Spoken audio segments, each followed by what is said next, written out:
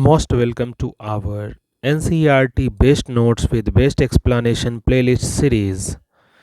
Today we will discuss NCERT Class 6 Geography textbook The Earth Our Habitat. The book name is The Earth Our Habitat.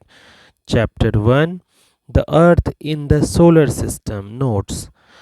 Chapter 1 The Earth in the Solar System Notes. The first chapter of this book, The Earth Our Habitat, provides a foundational understanding of our planet's place in the universe. Key topics include celestial bodies, solar system, Earth, Moon, other related astronomical concepts. इस chapter में क्या क्या पढ़ना है? इस chapter में हमें foundational understanding करनी है, यानी आधारभूत हम लोग को समझदारी विकसित करनी है, इसकी समझ रखनी है कि प्लैनेट का प्लेस कहाँ होता है, हमारे प्लैनेट का प्लेस कहाँ है यूनिवर्स में, मतलब यूनिवर्स में हमारा प्लैनेट, यूनिवर्स में ब्रह्मांड में हमारा जो ग्रह है, हमारा जो प्लैनेट है, उसका जगह कहाँ है, स्थान कहाँ है। और की टॉपिक्स को डिस्कस करना है, जैसे सेलेस्टियल बॉडीज़ क्या होता है, यानी आकाशीय पिंड किसे कहा जाता है, सोलर सिस्टम यानी सौर सिस्टम क्या होता है, और अर्थ क्या है, कहाँ है, इसकी पूरी विशेषताएं, और मून के बारे में पढ़ना है, चंद्रमा जो हमारा एकमात्र उपग्रह है, और अदर रिलेटेड एस्ट्रोनॉमिकल कॉन्सेप्ट, और भी बहुत सारी एस्ट्रोनॉमिकल कॉन्सेप्ट के बारे में जानना है। Now let's start. First topic is celestial bodies, stars and constellations. Constellations क्या होता है? तारामंडल, जो ग्रुप्स ऑफ स्टार्स होते हैं ना, उसी को कॉन्स्टलेशंस कहा जाता है। स्टार्स मीन्स तारा, और ग्रुप ऑफ स्टार को कॉन्स्टलेशंस कहते हैं ना। फर्स्ट जो टॉपिक पढ़ना है वो है सेलेस्टियल बॉडीज। सेलेस्टियल बॉडीज यानी जो आकाशीय पिंड होते हैं वो क्या होते हैं? The sun, moon and all objects shining in the night sky are called celestial bodies. जो सन, मून यानी सूर्य, चांद और भी बहुत सारी चीज़ जो चमकते होते हैं रात्रि के आकाश में, वो क्या होते हैं? Celestial bodies.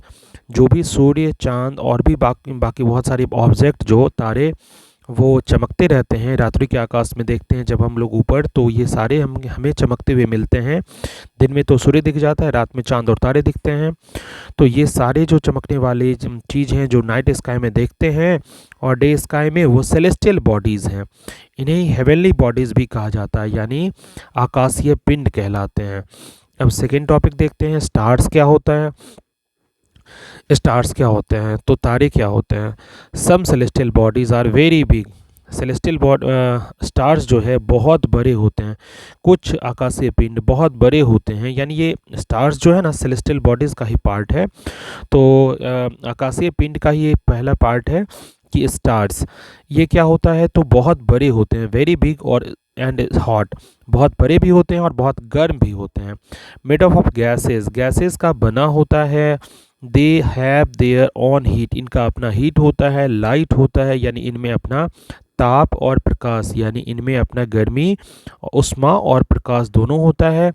Which they emit in large amount, जिसे ये लार्ज अमाउंट में एमिट करते रहते हैं, उत्सर्जित करते रहते हैं। The sun is a star, बहुत अच्छा एग्जाम्पल है आपका। सन जो है, हमारा सन जो है वो स्टार है, यानी सूर्य एक तारा है। कैसे समझते हैं सूर्य एक तारा है? क्योंकि ये बहुत बड़ा है, बहुत गर्म है, गैसेस का बना है और अपना हीट इसके पास है, अपना लाइट है, तो हम कह सकते हैं सन एक स्टार है। नाउ कॉन्स्टलेशंस क्या होता है? कॉन्स्टलेशन यानी तारामंडल। तो दीज आर वेरियस पैटर्न्स, बहुत सारे पैटर्न आपको देखने को मिलते हैं, formed by different groups of stars. जब आप रात्रि में आकाश देखते हैं तो तारा जो बहुत सारा है ना, स्टार्स के डिफरेंट ग्रुप्स आपको मिलेंगे और उनका पैटर्न कुछ ना कुछ बनता हुआ दिखेगा। ध्यान से देखने पे उनका पैटर्न दिखता है। एग्जाम्पल्स के लिए, जैसे अर्सा मेजर जो है, जिसे बिग बियर कहा जाता है, वो उसका शेप ले लेता है। अर्सा मेजर एक तारामंडल है, कॉन्स्टलेशंस है। एंड द सप्तर्षि, जिसको ग्रुप ऑफ 7 स्टार्स भी बोलते हैं, 7 तारों का समूह है सप्तर्षि। हमारे एंशियंट जो मॉन्क थे, जो साधु संत थे, सप्तर्षि 7 साधुओं का ग्रुप था, उनके ही नाम पे इनका नाम रखा गया है। तो ग्रुप ऑफ 7 स्टार जो हैं सप्तर्षि कहलाते हैं, which is a part of Ursa Major. Ursa Major के ही ये पार्ट हैं। यानी कॉन्स्टलेशन क्या होता था, तो डिफरेंट ग्रुप ऑफ स्टार्स होते थे। स्टार्स के, तारे के अलग अलग ग्रुप होते हैं जो एक पैटर्न बना लेते हैं, जिस पैटर्न को हम लोग तारामंडल यानी कॉन्स्टलेशंस कह देते हैं। एग्जाम्पल के लिए अर्सा मेजर और अर्सा सप्तर्षि भी। तो ये तो था constellations. Now we will discuss pole star, north star जिसको बोलते हैं। पोल स्टार क्या होता है? ध्रुव तारा जिसे कहते हैं। इन एंशियंट टाइम, बहुत पहले के समय की बात है, people used stars to determine direction. लोग स्टार्स को क्यों यूज़ करते थे? क्योंकि कंपास नहीं होता था, यानी उनको डायरेक्शन देखने में दिक्कत होती थी। तो वो लोग क्या करते थे? People use star to determine direction. Direction को देखने के लिए ना तारे को देख लिया करते थे। पोल स्टार जो है इंडिकेट करता है नॉर्थ डायरेक्शन, ऑलवेज रिमेन करता है सेम पोजीशन में। यानी पोल स्टार जो ध्रुव तारा है हमेशा नॉर्थ डायरेक्शन में होता है, और वो इंडिकेट भी करता रहता है कि नॉर्थ डायरेक्शन किस ओर है। Always remains in the same position. अगर वो अपना पोजीशन बदलने लगे तब तो फिर प्रॉब्लम हो जाएगा। इसलिए हम लोग उसका पोजीशन चूँकि नहीं बदल रहा है, तब तो उसको स्टार उससे डायरेक्शन हम लोग डिटरमाइन कर पा रहे हैं। तो ये ध्यान रखना है कि वो सेम पोजीशन में ऑलवेज रिमेन रहता है, वहीं पे रुका रहता है। इसलिए हम लोग नॉर्थ डायरेक्शन जो है यानी उत्तर की दिशा हम लोग ध्रुव तारा से ही पता कर लेते हैं। नाउ आते हैं हमारे दूसरे टॉपिक पे, the solar system. Solar system क्या है? The solar system, solar that means सूर्य से रिलेटेड है। जो हमारा सोलर सिस्टम है उसमें सन बेसिकली स्टार जो है, और 8 प्लैनेट होते हैं, और सैटेलाइट भी होता है, और कुछ कुछ अदर सेलेस्टियल बॉडीज़ भी होते हैं जैसे एस्टेरॉयड्स, मेटेरॉयड्स। यानी सोलर सिस्टम में क्या क्या होगा? पहला पार्ट तो सन होता है, दूसरा 8 प्लैनेट होते हैं, तीसरा सैटेलाइट्स उनके होंगे, और चौथा जो पार्ट है वो क्या होगा? सेलेस्टियल बॉडीज़ होगा। जैसे कि एस्टेरॉयड मिल गया आपको, मेटेरॉयड्स हो गया, और मेटेरॉयड्स भी होता है। तो इतने सारे चीज़ सोलर सिस्टम में होते हैं। इसका डेफिनेशन आप देख सकते हैं। The solar system consist of the sun, 8 planets, satellites यानी मून। ये जो सैटेलाइट्स मून है, 2 तरह के सैटेलाइट होते हैं। आगे हम लोग डिटेल से नेक्स्ट क्लासेस में पढ़ेंगे, हायर क्लासेस में डिटेल से पढ़ेंगे कि सैटेलाइट्स 2 टाइप के होते हैं, एक नेचुरल होता है, एक आर्टिफिशियल होता है।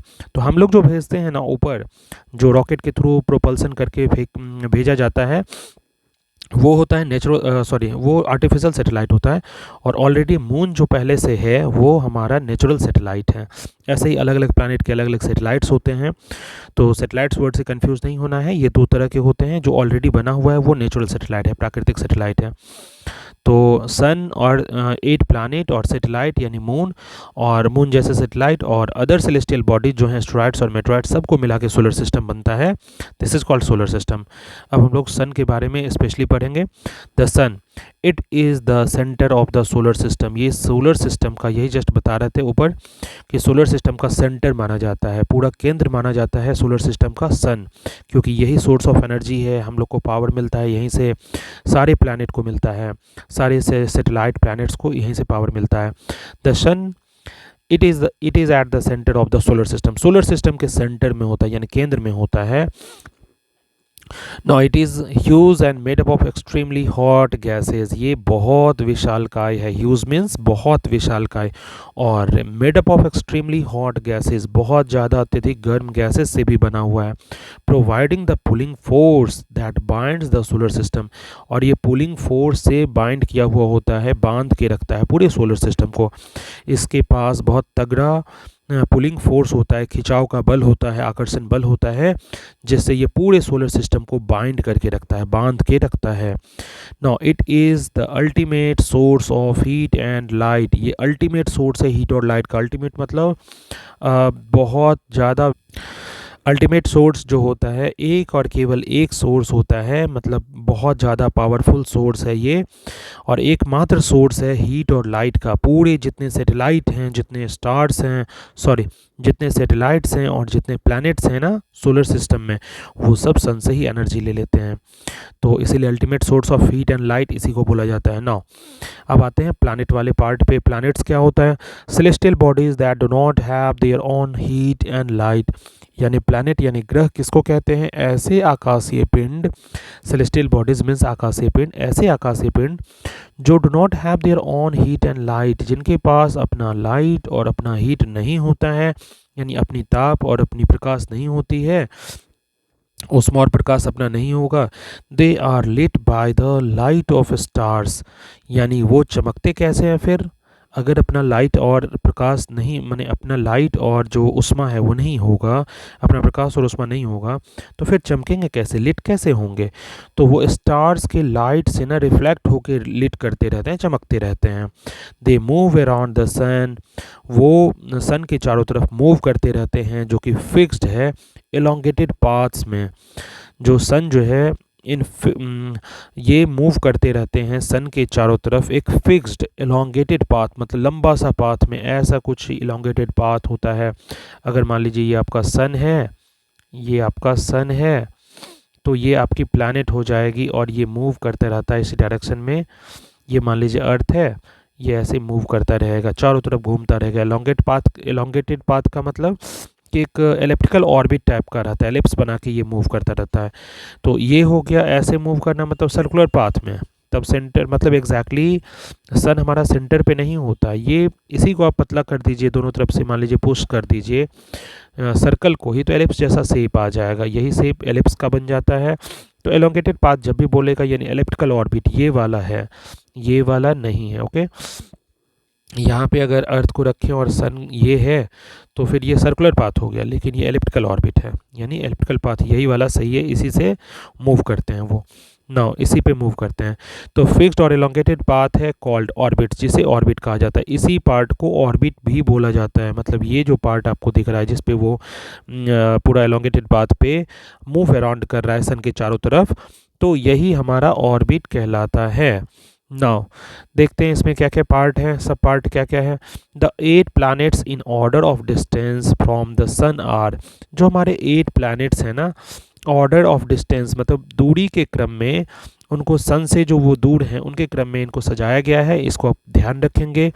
तो सबसे पहले आता है नंबर पे मरकरी, फिर आता है वीनस, फिर आता है अर्थ, फिर आता है हमारा मार्स, फिर आता है जुपिटर, फिर आता है सैटर्न, फिर आता है यूरेनस, और फिर 8th जो आता है नेपच्यून। यानी मरकरी, वीनस, अर्थ। अर्थ हमारा प्यारा अर्थ जो है वो 3rd नंबर पे है ना, उसके बाद Mars, Jupiter, Saturn, Uranus, Neptune. ये मरकरी, वीनस, अर्थ और मार्स, यहाँ तक जो है ना हम लोग एक पार्ट में पढ़ते हैं। और जुपिटर, सैटर्न, यूरेनस और नेपच्यून को जोवियन प्लैनेट्स भी कहा जाता है, ध्यान रखेंगे। जुपिटर, सैटर्न, यूरेनस और नेपच्यून को जोवियन प्लैनेट्स भी कहा जाता है, तो ये ध्यान रखेंगे। ये चारों एक तरह से पढ़ा जाता है एक ग्रुप में, और mercury, Venus, earth and Mars को एक ग्रुप में पढ़ा जाता है। नाउ देखते हैं नेक्स्ट टॉपिक हमारा क्या है। नाउ वीनस के बारे में जानना है। Venus is considered earth twin, earth की ट्विन मानी जाती है, अर्थ की जुड़वा बहन मानी जाती है वीनस, यानी शुक्र ग्रह जो हमारा है वो अर्थ की, पृथ्वी की जुड़वा बहन मानी जाती है। बिकॉज क्यों माना जाता है? तो इसकी साइज और शेप जो है ना वेरी सिमिलर है, बहुत ज़्यादा सेम टू सेम है, अर्थ से मिलता जुलता है। इसकी जो अर्थ की जो साइज और शेप है, वीनस की भी साइज और शेप है, एकदम एक दूसरे से मिलती है, इसीलिए वीनस को हम लोग, शुक्र ग्रह को हम लोग अर्थ का ट्विंस मानते हैं। नाउ नेक्स्ट जो है वो ड्वार्फ प्लैनेट्स के बारे में पढ़ना है। तो ड्वार्फ प्लैनेट लाइक जैसे प्लूटो है हमारा, वेयर वंस कंसिडर्ड प्लैनेट्स, एक बहुत पहले उनको प्लैनेट कंसिडर किया जाता था, लेकिन अब उनको प्लैनेट से बाहर निकाल दिया गया, इस कैटेगरी से उनको बाहर निकाल दिया गया है।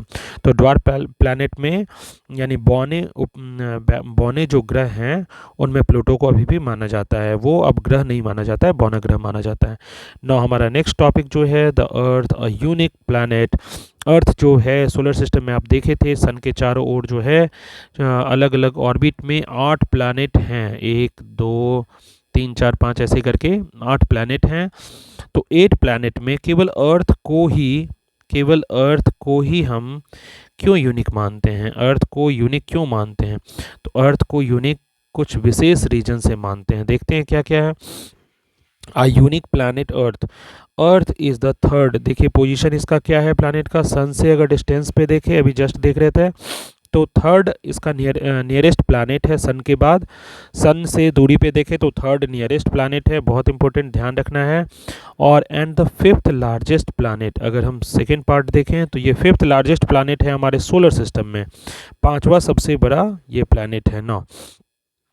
अब इसका शेप देखते हैं, तो शेप में जियोइड, जियो मीन्स अर्थ ही होता है और आईडी लग गया है, मतलब जियो के शेप का होगा, अर्थ के ही शेप का होगा। तो the earth is slightly flattened, ये क्या है, स्लाइटली फ्लैटेंड है, मतलब पूरा का पूरा गोल नहीं है, ये जो है ना कुछ ऐसा है, बहुत ज़्यादा ये हो गया, सॉरी, हाँ कुछ ऐसा है, हल्का सा चिपका हुआ है, पोल्स पे हल्का सा दबा हुआ है। ये अर्थ पूरी की तरह गोल नहीं है, ये इस टाइप का है, अर्थ हमारा इस टाइप का है। The earth is slightly flattened at the poles, earth जो है स्लाइटली पोल्स पे यानी नॉर्थ पोल और साउथ पोल जो है इस पे चिपका हुआ है, पिचका हुआ सा है। And its shape is described as geoid, इसीलिए इसके शेप को जियोइड बोला जाता है। मीनिंग क्या होता है जियोइड का, that means an earth like shape, यानी अर्थ जीईओ, जब भी आए आपकी लाइफ में जीईओ वर्ड का पार्ट कभी भी आए, इसका मतलब होता है लाइक अर्थ, अर्थ के जैसा, लाइक अर्थ। तो इसी जियोइड नाम से समझ जाते हैं हम लोग कि अर्थ लाइक शेप जो होगा, इसीलिए इसको जियोइड बोला जाता है। क्यों ऐसा जियोइड होता है शेप इसका, क्योंकि ये पोल्स पे थोड़ा सा फ्लैटेंड होता है। नाउ यूनिक फॉर लाइफ, अब आते हैं हम लोग कि इसको यूनिक क्यों कहा जाता था, एक यूनिक प्लैनेट क्यों कहा जाता था, तो वो वाला पार्ट देखते हैं। तो यूनिक फॉर लाइफ, यहाँ लाइफ है इसलिए तो यूनिक है, बाकी जितने सारे प्लैनेट हमारे हैं आसपास के उन पे लाइफ तो है नहीं, यानी सोलर सिस्टम में और भी तो प्लैनेट हैं लेकिन उन सब पे लाइफ नहीं है। It is the only known planet, अभी तक जो हमको ज्ञात है, हमें साइंटिस्ट को जो पता है, साइंटिस्ट के थ्रू और रिसर्च के थ्रू जो पता है, केवल नोन प्लैनेट जो हैं यही केवल अर्थ है जिस पे हमारा फेवरेबल कंडीशन है जो लाइफ को सपोर्ट कर रहा है। यानी it is the only known planet that has conditions favourable to support life, यानी एकमात्र केवल ये ग्रह ऐसा है जहाँ पे कंडीशंस फेवरेबल हैं, मतलब हमारे अनुकूल हैं और जो सपोर्ट करते हैं लाइफ को, तब तो हम जीवित रहते हैं। देखते हैं कौन कौन सा कंडीशन है। तो पहला कंडीशन है हमारा, it is neither too hot not too cold, ये ना तो बहुत अधिक गर्म है ना ही बहुत अधिक ठंडा है। तो ये नाइदर टू हॉट और नॉट टू कोल्ड, यानी ना ही अत्यधिक गर्म है और ना ही अत्यधिक ठंडा है। तो इससे होगा क्या, टेम्परेचर का जो रेंज है हमारे अनुकूल है, तो हम लोग इस पे आराम से रह लेते हैं।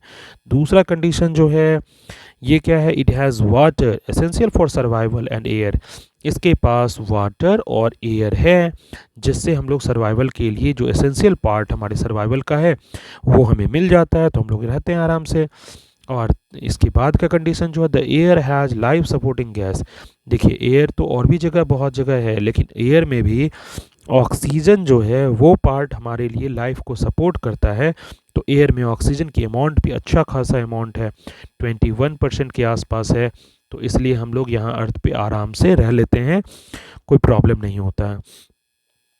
नो नेक्स्ट पार्ट जो है वो है blue planet from outer space, बाहर के स्पेस से अगर देखा जाए, द अर्थ अपीयर्स ब्लू, अर्थ कैसा दिखता है, तो ब्लू दिखता है। अर्थ जो है आउटर स्पेस से देखा जाए, बाहर के अंतरिक्ष से देखा जाए, तो ये दिखता है एकदम ब्लू, नीला कलर का दिखता है। Now because it's 2/3 surface is covered by water, ऐसा क्यों दिखता है, क्योंकि इसका 2/3 जो सरफेस है ना वो वाटर से ही कवर है। आपको पता होगा हमारे धरती पे लैंड और यानी भूमि और जल की मात्रा जो है ना, तो 2/3 पार्ट केवल जो है ना वो वाटर से ही घिरा हुआ है, वो केवल वाटर है। और जो 1/3 है वो लैंड है, मास है, यानी वो भूमि है। 2/3 का मीनिंग होता है 66.66% के आसपास, 33.33% जो है वो केवल लैंड है। तो ब्लू प्लैनेट इसलिए कहते हैं क्योंकि आउटर स्पेस से यानी बाहरी अंतरिक्ष से ये केवल ब्लू दिखता है, और 2/3 जो सरफेस है वो वाटर से ढकी हुई है और वाटर के कारण ये ब्लू दिखता है। नाउ द मून, अर्थ के सैटेलाइट जो स्पेशल हमारा नेचुरल सैटेलाइट है उसके बारे में पढ़ना है। नाउ सैटेलाइट देखते हैं क्या होता है। अ सेलेस्टियल बॉडी एक ऐसा आकाशीय पिंड that moves around the planet, जो प्लैनेट के चारों तरफ मूव करता था। जो सन था उसके चारों तरफ कौन मूव करता था? सन, जैसे मान लीजिए ये सन है, तो सन के चारों तरफ, सॉरी, सन के चारों तरफ जो है अर्थ मूव करता था। अब अर्थ के चारों तरफ जो मूव करेगा ना, मान लीजिए ये वाला पार्ट हम बना रहे हैं, अर्थ के चारों तरफ जो मूव करेगा ये हमारा होगा सैटेलाइट, ये मून होगा। ओके, तो मून का पोजीशन आप देख रहे हैं, सन हमारा यहाँ है, अर्थ हमारा यहाँ है, अर्थ थोड़ा छोटा बनाते हैं, हाँ, अर्थ हमारा यहाँ है और मून हमारा वहाँ है। तो सैटेलाइट क्या होता है? सेलेस्टियल बॉडी होता है जो मूव करता है अराउंड द प्लैनेट, प्लैनेट के चारों तरफ मूव करता है। ये इस तरफ मूव कर रहा है, ये इस तरफ मूव कर रहा है, तो प्लैनेट के चारों तरफ जो मूव करेगा उसी को हम लोग सैटेलाइट बोलेंगे। Just as the planet move around the sun, जैसे सन के चारों तरफ प्लैनेट मूव करता है वैसे ही सैटेलाइट प्लैनेट के चारों तरफ मूव करता है। ये दोनों प्रोसेस लगातार होते रहता है। नाउ अर्थ का satellite, earth satellite, the moon is earth's only natural satellite. देखिए आ गया नेचुरल सैटेलाइट। तो सैटेलाइट दो तरह के होते हैं, नेचुरल भी होते हैं, आर्टिफिशियल भी होते हैं। हम आर्टिफिशियल भी होते हैं। हम लोग जो भेजते हैं यहाँ से आकाश में, जो अंतरिक्ष में भेजते हैं, वो सारा आर्टिफिशियल है, क्योंकि आर्टिफिशियल दैट मीन्स हम लोग उसको बनाए हैं, यानी मानव निर्मित है वो। और ये नेचुरल है यानी प्राकृतिक है, प्राकृतिक यानी प्रकृति से बना हुआ है, खुद से बना हुआ है। The moon is earth only natural satellite, moon जो है हमारा केवल एकमात्र सैटेलाइट हमारा है, उपग्रह है, मतलब अर्थ का एक ही उपग्रह है, चंद्रमा। नाउ ऑर्बिट एंड रोटेशन का देखते हैं। इट मूव्स अराउंड, और it moves around the earth is in about 27 days. ये मून जो है हमारे अर्थ को एक राउंड कितने दिन में लगाता है?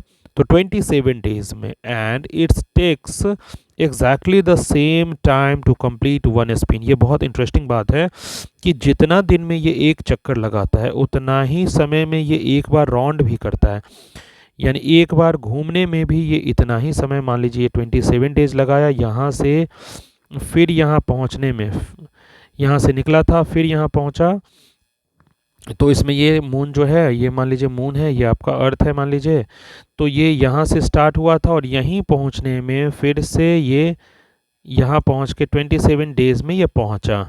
ठीक है, अब ये 27 डेज़ में चूँकि ये मूव करता है, तो ऐसा नहीं कि रुक के मूव करता है, ऐसा नहीं करता है, ये घूमते घूमते मूव करता है, मतलब अपने आप में वो राउंड भी लेते रहता है, ये ऐसे ऐसे घूमते रहता है। तो ऐसे ऐसे ऐसे ऐसे घूम घूम के वो यहाँ पहुँचेगा। तो जितना दिन में ये एक राउंड लगाया उतना ही दिन, उतना ही समय में क्या करता है, सेम टाइम में कंप्लीट वन स्पिन भी करता है। तो इसके कारण क्या होता है कि ओनली वन साइड हम लोग को मून का विजिबल होता है। तो ये बहुत इंटरेस्टिंग फैक्ट है कि हम लोग हमेशा मून का एक ही पार्ट क्यों देखते हैं, क्योंकि मून का एक ही पार्ट यानी एक ही साइड देखते हैं। इसका रीज़न वही एग्जैक्टली सेम क्या टाइम लेता है, वो एग्जैक्टली जो है स्पिनिंग में उतना ही टाइम, मतलब रोटेशन में उतना ही टाइम लेता है जितना रिवॉल्यूशन का टाइम लेता है। यानी 27 दिन में ये एक चक्कर भी काटता है और एक बार पूरा घूम भी जाता है। नाउ नेक्स्ट हमारा जो टॉपिक है वो है अदर सेलेस्टियल बॉडी, जो दूसरे बचे हुए सेलेस्टियल बॉडी यानी आकाशीय पिंड जो हैं उनके बारे में पढ़ना है। तो एस्टेरॉइड्स क्या होता है और मेटेओराइड्स क्या होता है। एस्टेरॉइड्स पहला हमारा पार्ट है। तो दीज आर टिनी बॉडीज़, ये छोटे बॉडीज़ होते हैं। टिनी बॉडीज़ इसके कंपेयर में कहा गया है, मतलब प्लैनेट्स और सैटेलाइट और जो हमारा सन था उनके रिस्पेक्ट में बहुत छोटे हैं, लेकिन है बहुत बड़ी ये। तो मूव अराउंड द सन, ये मूव कहाँ करते हैं, तो सन के चारों तरफ मूव करते हैं।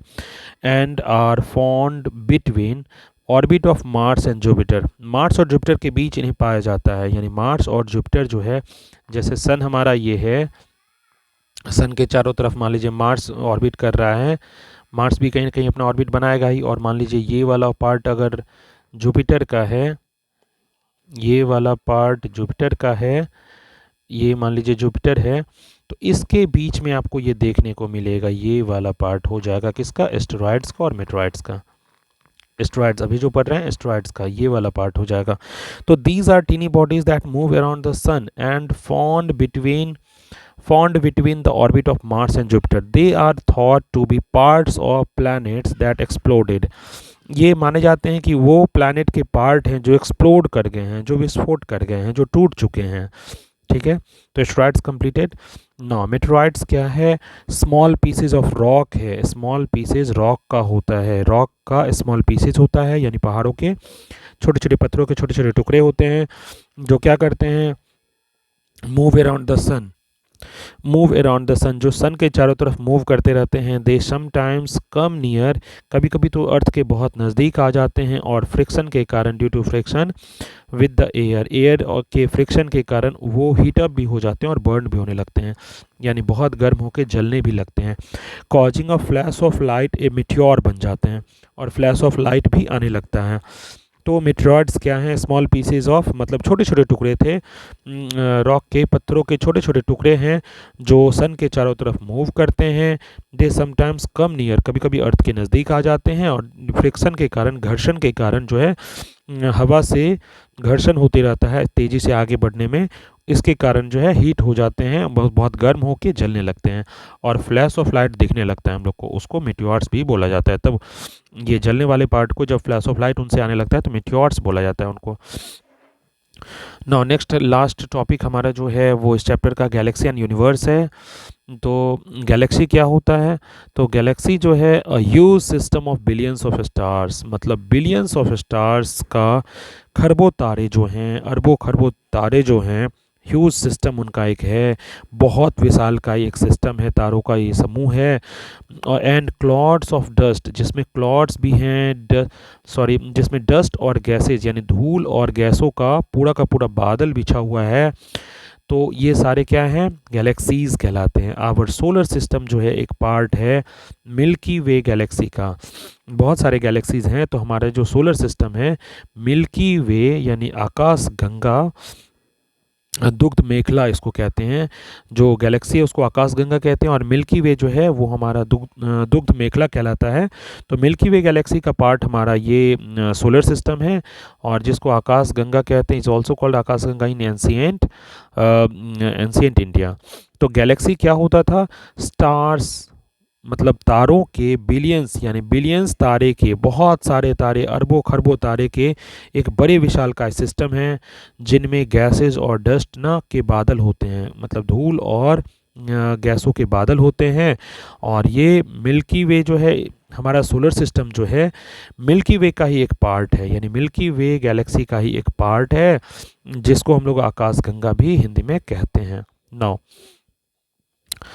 हमारा ये यूनिवर्स लास्ट टॉपिक है, last sub topic, millions of galaxies together to form the universe. अब ये मिल्की वे जैसे गैलेक्सी था, उसी तरह बहुत सारे 10 लाख से भी ज़्यादा, मतलब लाखों गैलेक्सी अगर एक साथ मिलेंगे तब जाके वो बनाएगा यूनिवर्स, यानी ब्रह्मांड तब बनेगा। यानी ब्रह्मांड की सीमाएं नहीं है, अथाह है, ये पूरा अनलिमिटेड है, पूरा का पूरा चारों तरफ फैला हुआ है 3D स्पेस में। तो यूनिवर्स है क्या? Millions of galaxies together form the universe, यानी गैलेक्सीज बहुत सारे मिलियंस अगर एक साथ मिलेंगे तो वो यूनिवर्स बनाएगा। तो ये सारे टॉपिक थे इस चैप्टर के। Lot of thanks for listening, watching, liking, sharing and subscribing. A lot of thanks again and again. We will meet in next chapter. Okay, bye.